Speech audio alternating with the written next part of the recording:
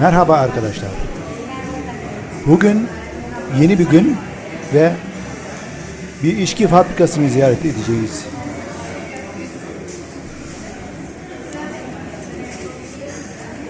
Telling içki fabrikası burada Telling markasıyla içkiler üretiyor. Bugün viskinin nasıl üretildiğini, hangi aşamalardan geçtiğini burada göreceğiz. Bu gezi sonunda ise tabii ki bazı denemelerimiz de olacak. Tanıtımı İngilizce yapıldığı için anlamakta zorluk çekilebilir. Ve sadece İngilizce bırakacağız.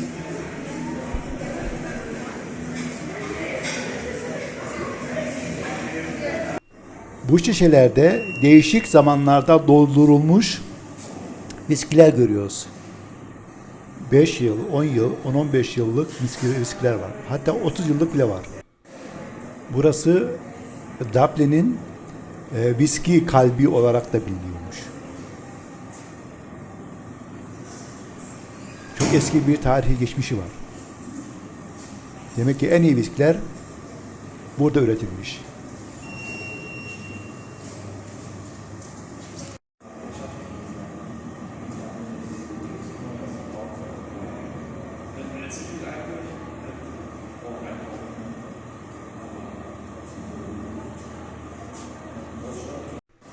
Değişik etiketler yapıştırılmış. Bu yıl ve kalitesine göre değişiyor.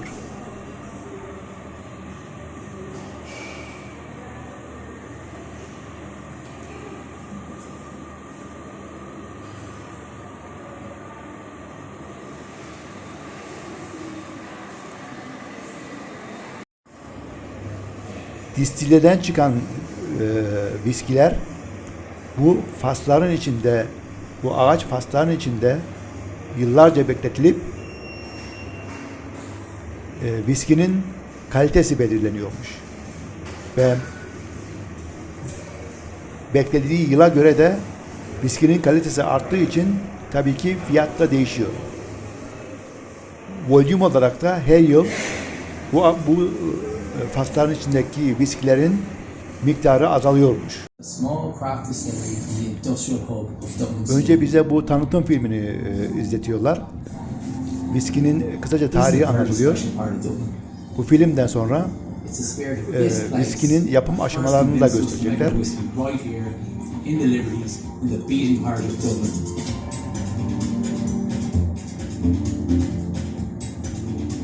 Family is what makes our whiskey so special.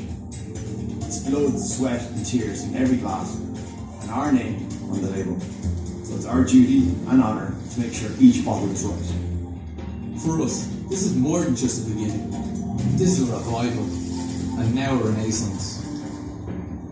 It's about having respect for the generations who passed, but also the confidence to forge ahead, to write the next chapter. This is the home of the spirit of Dublin.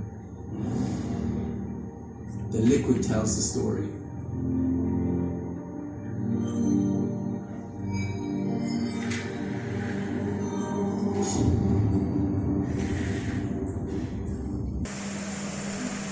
Arkadaşlar şimdi fabrikanın içine geçiyoruz ve burada aşama aşama bize viskinin nasıl yapıldığını gösterecekler ve anlatacaklar.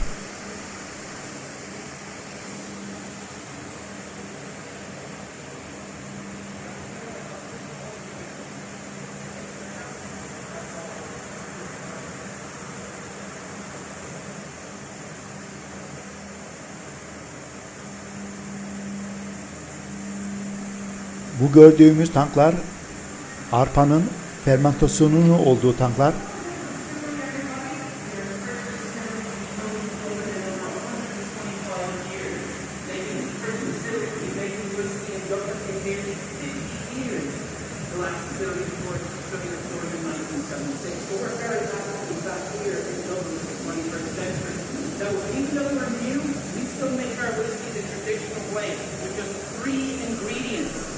Viski, arpa, buğday, çavdar veya mısırdan damıtılarak yapılan ve meşe fırçalarında dinlendirilerek olgunlaştırılan bir tür alkollü içkiymiş. İsmi burada, İrlanda'da ve İskoçya lehçelerinde yaşam suyu olarak biliniyormuş. Ushi Beat Dan de deniliyormuş buna.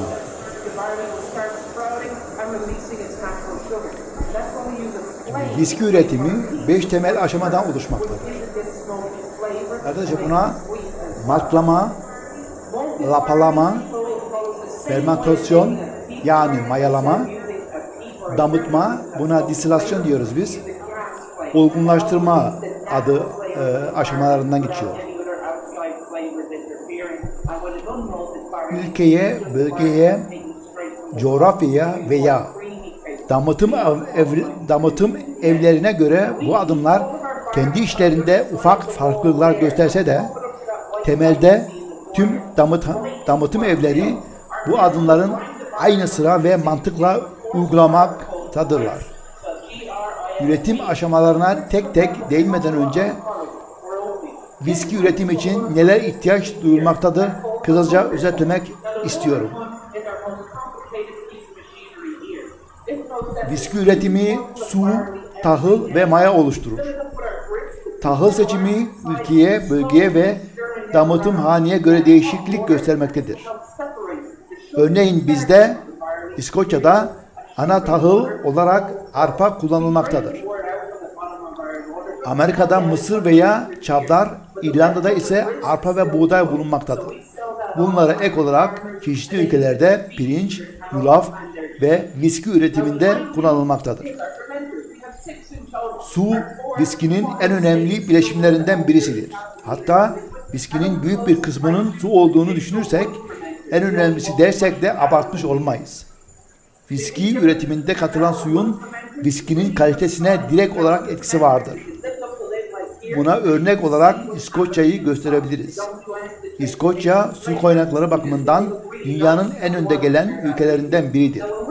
İskoçya'da viski üretiminde dağlardaki granit kayalarından süzülen yumuşak ve kaliteli kaynak sularının kullanılması İskoç viskilerinin kalitesinde en önemli nedenlerinden biri sayabiliriz. Son olarak da maya kullanımı. Tahıllar içinde şeker ile reaksiyona giren alkolün elde edilmesini sağlayan maya da viski üretiminin olmazsa olmazıdır tabii ki. Gelelim viski nasıl üretilir? Size viski üretiminin temel aşamalarını kısaca açıklamaya çalışacağım. Şu gördüğünüz kazanlarda bu aşamaları kendiniz de göreceksiniz. Birinci aşama maltlama. Maltlama aşaması arpaların 2-3 gün boyunca suya yatırılmasıyla başlar. Suyu emen arpalar yumuşak ve çimlenmek üzere bir odaya yayılır. Burada arpalar yavaş yavaş filizlenmeye başlar. Filizlenme ile arpanın içindeki nişasta şekere dönüşmeye başlar. Bu işlem yaklaşık bir hafta sürer. Yere serilmiş olan tahılların filizlerinden birbirlerine dolanmaması için tahıllar tahta küreklerle savrulur. Bu işleme floor malting yani yerde maltlama denilmektedir. Her gün yapılması gereken bu kürekle savurma işlemi oldukça fazla efor isteyen bir harekettir. Bu hareketi uzun yıllar boyunca yapan damıtım evi çalışanlarında Monley Shoulder adlı meslek hastalığı ortaya çıkmaktadır. Bu rahatsızlığı omuzların normal bir insanınkine göre daha yukarıda durması olarak özetleyebiliriz. Yılların bu işe adamış insanların onurlandırmak adına Balyev'in çıkarmış olduğu Monkey Shoulder isimli bir viskisi bile bulunuyor. Arpanın filizlenmesi durdurmak amacıyla arpalar altından dev bir fırının kiln deniliyor buna. Bulunduğu bir odaya alınır ve fırında bulunan kömür veya çurba yani sip yani peat yardımıyla kurutulur. Eğer kurutma işleminde turba kullanılırsa elde edilecek viskide füme, isli, tuzlu, yosumsu veya ilaçsı notalar bekleyebiliriz. Turbayı kısaca çürümüş bitki kalıntıları ve yosunlardan oluşan siyah renkte süngerimsi bir taşıl kömürü olarak tanımlayabilir.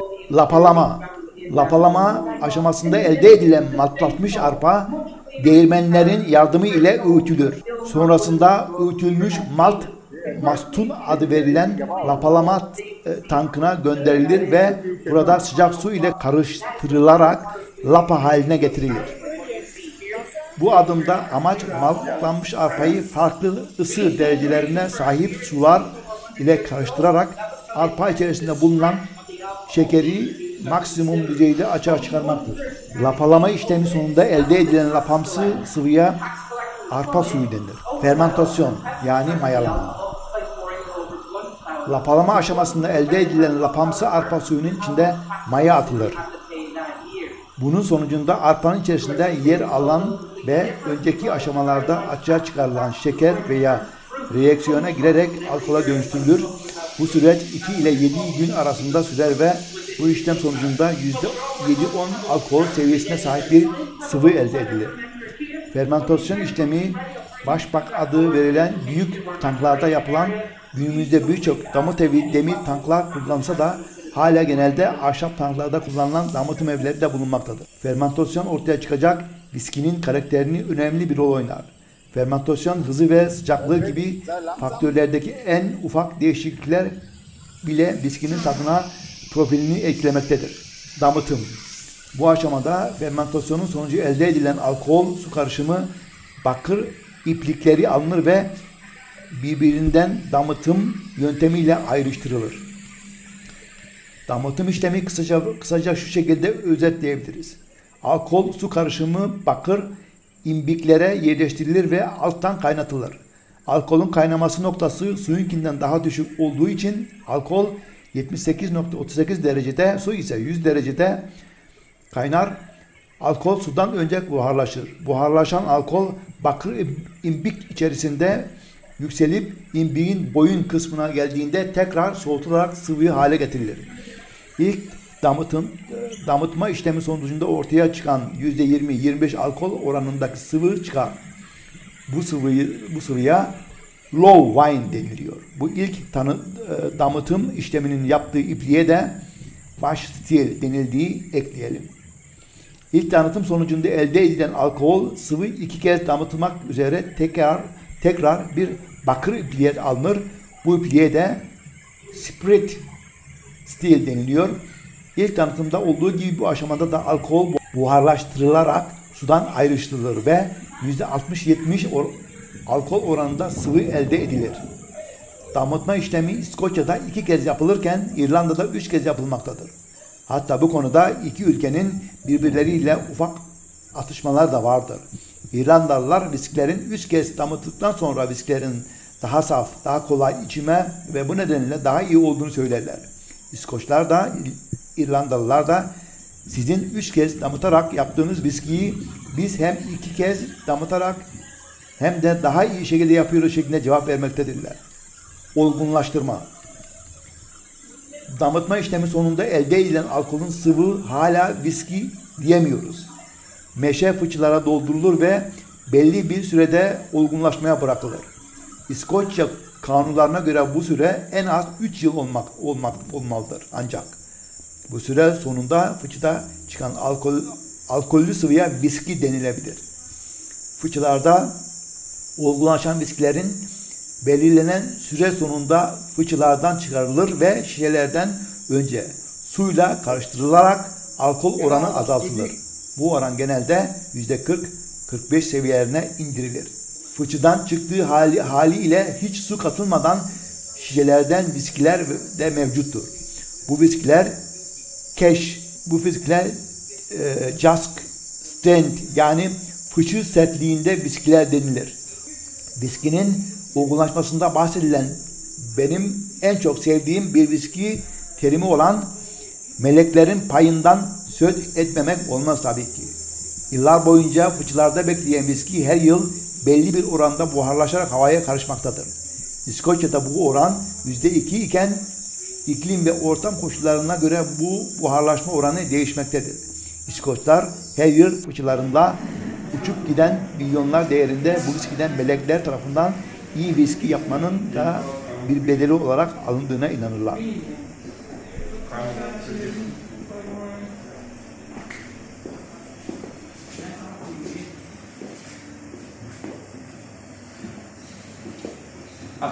In the world that do multiple maturations. We go from 2 to 3 to 4 or even as high as 6 different types of barrels when producing the flavors of our whiskey. But it's because of this multiple maturation, we tend to lose a bit more of our volume when producing our alcohol due to spillage. But if you talk to Jack and Stephen, they'll tell you that extra spillage is worth it for the extra flavor, and hopefully when you're trying our alcohol, you'll say to yourselves as well that it is worth the extra spill for all that delicious flavor inside. Here's just an example of what maybe a 30-year-old whiskey might look like. As you can see, it has been gained a beautiful brown colour, but it's lost some of its volume, even more than what we had in our previous examples. What was once 450 litres might now only be 150 litres.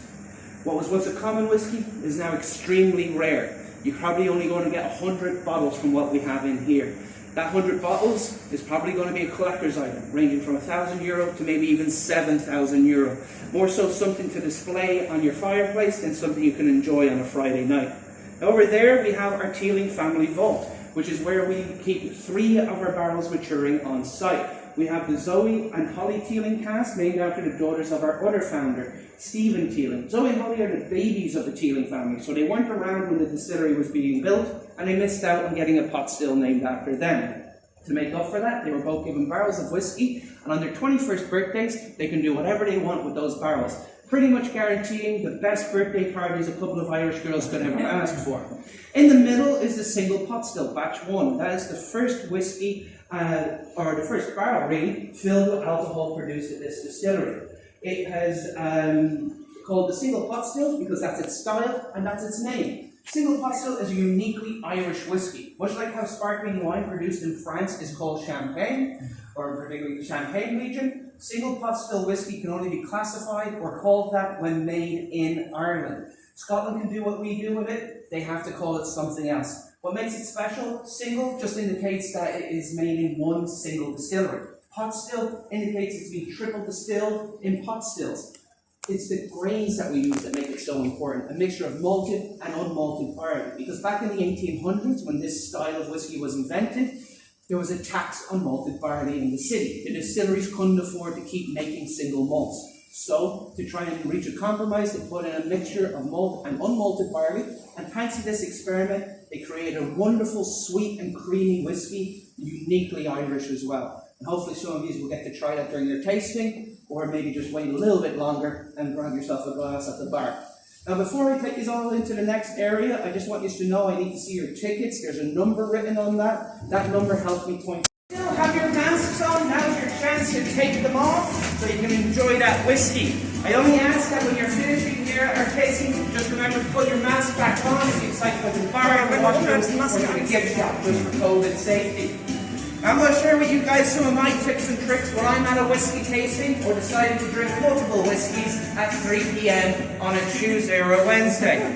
Now the thing with smelling a whiskey, do not stick your nose in the glass, you'll overpower your senses. What I recommend, hold the glass around your upper lip, walking it gently between your 2 nostrils. Because just like you have a dominant arm or a dominant leg, you have dominant nostrils, so it helps that each one gets a good smell.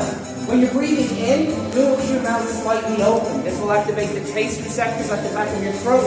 You can pick up some of the finer scents and aromas from what your whiskey is being matured in.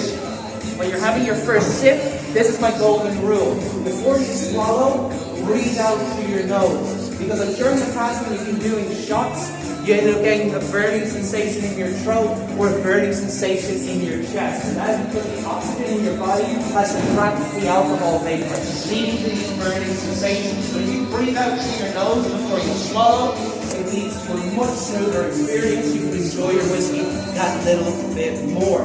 Now, we're all going to try the same whiskey at the same time, which is called the small batch. That's the whiskey on everybody's left-hand side. The small batch is our flagship whiskey. We use it for all of our cocktails and all of our Irish coffees at the bar behind me there. It's a blended whiskey too, meaning it's a mixture of corn grain alcohol and malted barley. And because it is a blended whiskey, it's perfect for cocktails.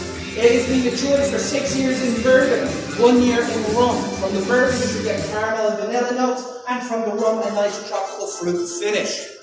I won't hold you up any longer, please go right ahead and enjoy your small batch. Enjoy your small batch.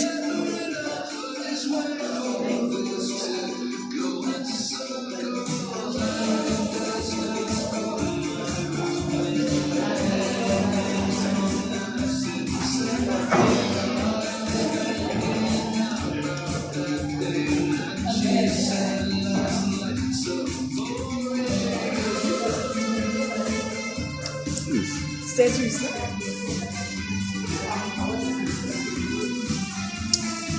Eine Barbeliche.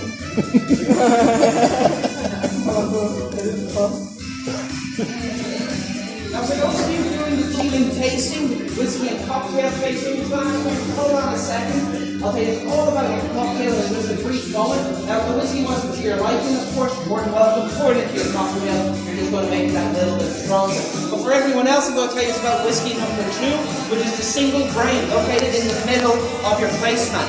The single grain is 95% corn, 5% malted barley. The high percentage of corn means it's going to be very sweet. The small percentage of malted barley means you get a nice high finish, a warm sensation in your throat. This whiskey's been matured for 7 years in a California Cabernet Sauvignon cask made out of French oak. The French oak gives you a white pepper sensation, and the Cabernet Sauvignon has a wonderful red tannins and berry flavor going on as well. It really is a wonderful whiskey. It won the 2019 Best Irish Single Grain. So please go right ahead and enjoy it. And for everybody else, I'm going to tell you all about your cocktail. Your cocktail is called the Teeling Winter's Iced Tea. The recipe for it is on the little blackboard in front of you. So if you do enjoy your cocktail, you're more than welcome to take a photograph. You can make it at home. It's made out of a small batch whiskey, lemon juice, a chamomile tea called Put the Cat Out tea. But any chamomile tea is perfectly fine to use. Apple cinnamon syrup, which is where you get simple syrup, which is sugar and water. Add cinnamon, add apple juice. There you go. Really easy to make. And then finally, vanilla nicht mehr Alkohol, and sondern it really is a wonderful tasting cocktail. So if you do enjoy it, as I said before, you're all more than welcome to take a photo of the recipe. Hier war nun, also der erste war nun ein Fass und hier der ist in mehreren. Alright, so now back to everybody else. We're going to move on to your third and final whiskey, the Teeling Single Malt. Single malts are a very traditional style of whiskey. They are 100% malted barley. That gives you a sensation known as a long finish. The natural oils of the barley coating your throat, your chest, and going all the way down to the very bottom of your stomach for a wonderful, warm and invigorating sensation. This single malt is also very unique. As far as we know, it is the only single malt in the world to have been matured in 6 different types of barrels. We put it in bourbon.